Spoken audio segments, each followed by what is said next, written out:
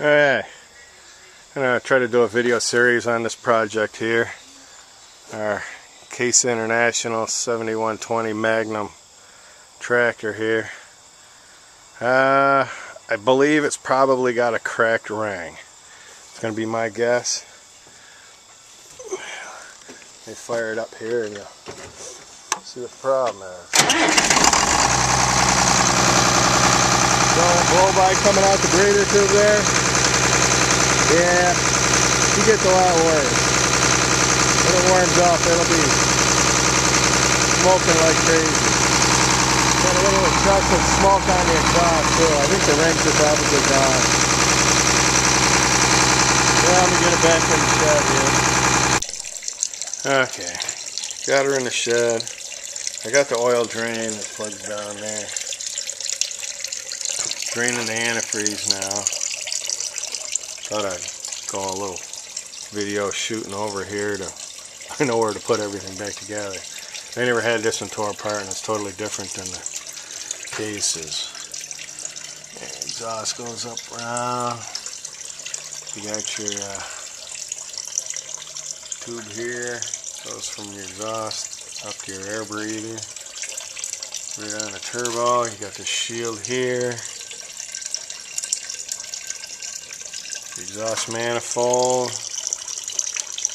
So I'm going to have to take this Antifreeze filter out. I can't tell whether the alternator is bolted to the head. I don't think so. And come around to the other side here.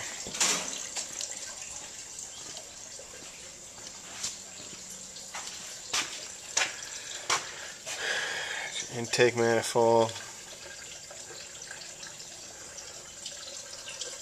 Your lines for your injectors. Gotta take the air breather off.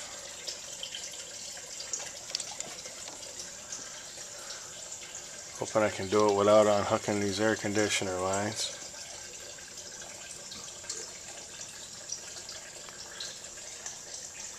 Few different lines here. We got this line here goes, must be your overflow line.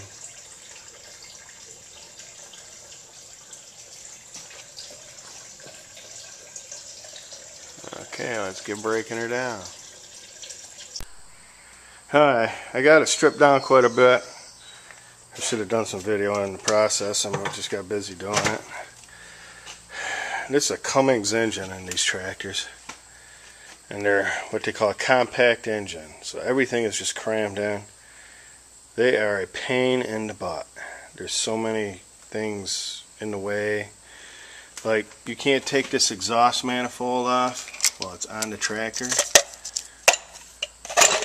because of this. This is your antifreeze coolant filter, and that thing is in the way to get this bolt out.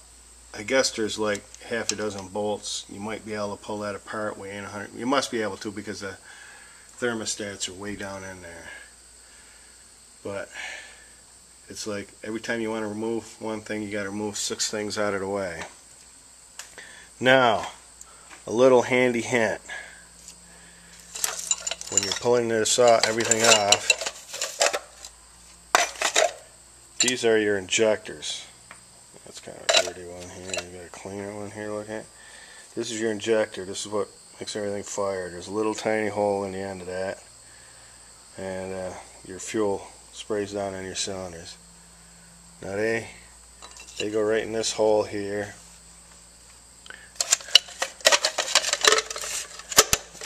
Clips in the bottom here. Oh, gosh sakes. And you got these little clips here. They slide right on that. There's like notches on there when it's in all the way, and then a bolt goes through that hole and holds that down. Now, normally we just leave the injectors in and pull the heads off like that case I did. That has 3 separate heads. Problem is, I don't know if you can see it with the light, there are bolts down in them holes, head bolts. We thought we had them all. We hooked the crane on, tried to lift it. We didn't want to put too much pressure on. It was a no-go. It wouldn't come out. Couldn't figure out why. Call a friend of ours that have rebuilt theirs like this twice, and he says, yeah, there's head bolts down in them holes. So we had to get these out. Unfortunately, I guess one of them come apart down in there. I don't know how we're going to get that out, but we'll figure it out somehow after we get the head off. Get them bolts out. But if you're ever working on one of these and you're pulling the head off, there are bolts down in the under the injectors. There's bolts down through here under your valve cover. There's short bolts down in here and bolts down in here. Fortunately, we don't have a book. It probably told that in the book. Oh yeah, we got the head off. I'd show you the head, but we loaded it right in my brother's truck, and he took it right to the machine shop to get serviced. But I'll show you the problem here. The number one cylinder here, the front cylinder. Got to hold the flashlight. If you notice right there, there's a piece of ring. You can see all the dents. There's a little piece right there. Another piece right there. A couple other little pieces in there, and you can see where the piece is hammered in the top. The rings were cracked. You see when I pull it in, the amount of blow by. We've been running it. I just been running unloading wagons on the pile. If you watch my unload and haulage pile or video, you might notice the tractor that I'm running the wagons off with had an excessive amount of vapor around it from the breather tube. One other thing is this piston here. We had a hard time getting the injector out. It actually twisted apart. That cylinder, I don't know how well it shows on here, is kind of clean, where the rest of them are all carboned up. So we don't know what was going on with that cylinder. I don't know how old this engine is, but I don't know if it comes out in the video. You can actually see the cross hatches where they honed that cylinder out. As far as I know, this tractor ain't ever been rebuilt. It's got about, I don't know, just under 9,000 hours. That's the gasket there. Head gasket looks okay. Don't look like any of them were leaking. I'll show you what the actually what I got to do now is I got to pull the pistons out and these sleeves.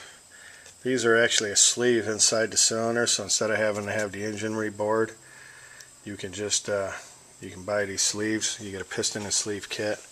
I'll show you that when we get it, but I can show you what one looks like. I just rebuilt this is an International. We just built a case. Just got it going last week. These are the sleeves out of that one. You see they got rings on the bottom. You just put them in there and take a block of wood and drive them down in. This is the piston that went bad on that. It had the same problem. It had cracked rings. You can see how that concave the side of that piston right out, and then eventually got caught and worked up on top of the piston and did the same thing that one did. You can see how it's all hammered up. But kind of odd that we've had 2 tractors this year do that. Heat wave today. That one there's about 95. What's this one here reading? That one's reading 99.5. It's hot. Hey, we got all our pistons and mains out. Give you a shot from out below here. I don't know if you can see anything. Yeah, man. That's your crankshaft. I left the second and the 6th main bearing in. I'm not sure how long it's going to be before they're done with the head and we get the rebuild kit. And it's not good to leave the crankshaft without a couple of the mains in it. Otherwise it's hanging right on your main seals on the end and it could tear them up. swing this around a little bit, show you from the other side here what the problem was.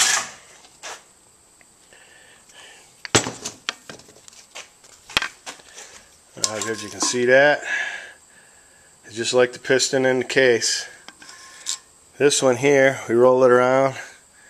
When you put these in, there'll be a seam in your rings, a gap in your rings, and you need to stagger them. Put them in 3 different places. Looks like you probably had these all lined up, and that's what happens when you do that. The gases start escaping between them. It just keeps wearing out and wearing out and wearing out. Eventually it'll either wear a hole through your piston or a piece of your ring will get up on top of your piston like that. See right there, right in the center, there's a piece of ring. Now, probably was only a matter of time before it happened to this piston. This one, if you notice that center ring is gone. Yeah, it's here. It was cracked. So it could have been only a matter of time before this one started blowing by. These are your mains here.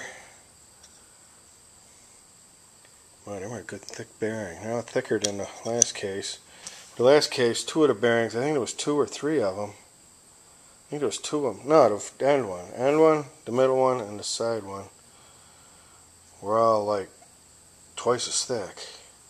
And this one here, this is called a thrust bearing. You can see these ones here are flat. That's what goes up on top. Would go like that. But on your center one, you have these things on the side which are called thrust bearings. That keeps your camshaft from rocking back and forth. So that's that. So you got all your pistons out, except them last 2 mains. Now it's just a matter of getting the rebuild kit, getting the head back, cleaning everything up, putting it back together. I think I gotta pull them sleeves out yet. I'll save the end of the video for that. I gotta clean everything out from there because there might be some antifreeze dump out. I'll save that for the end of the video. Yeah, it's cooling down some. Good lightning storm here went through. Yep. New form of farm transportation too. A lot of fun. 100 miles in a gallon. Can't beat that. Oh, well, we got the sleeves out here. I don't know how good we can see in here. It's kind of dark. Let me open that door a little more.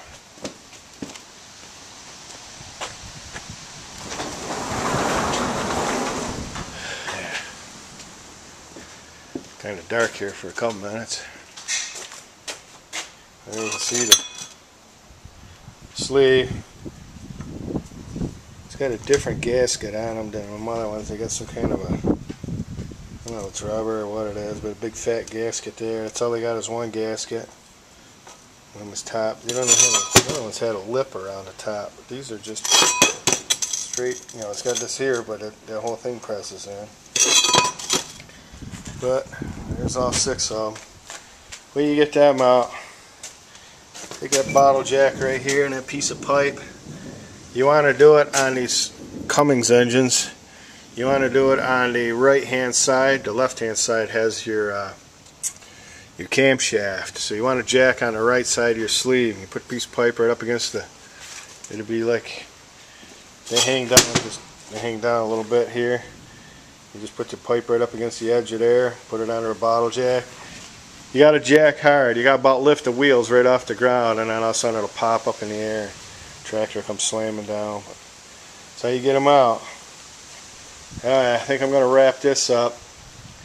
This will be part 1 of tractor rebuild. And we get the head and all the rebuild kit back. I'll do part 2. Thanks for watching. Subscribe to catch part 2.